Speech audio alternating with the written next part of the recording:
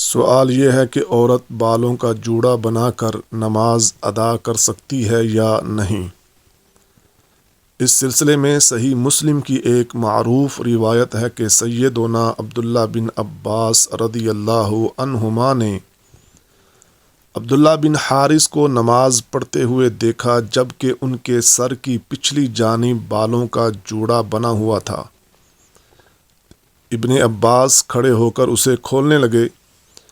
جب ابن حارث نے سلام پھیرا تو ابن عباس رضی اللہ عنہما کی طرف متوجہ ہو کر کہا، میرے سر کے ساتھ آپ کا کیا معاملہ ہے؟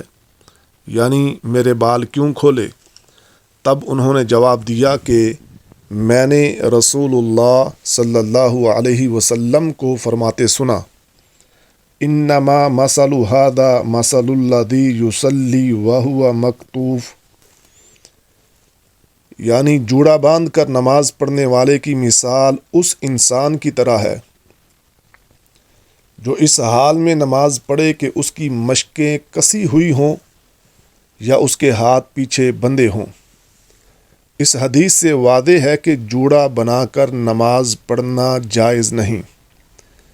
البتہ بعض علماء اس حدیث کو مردوں کے لیے خاص مانتے ہیں، جیسا کہ امام ابو داود رحمہ اللہ نے اسی حدیث پر باب قائم کیا، باب الرجل یصلی عاکسا شعرہ، کوئی مرد اپنے بالوں کا جوڑا بنا کر نماز پڑھے تو اس کا کیا حکم ہے۔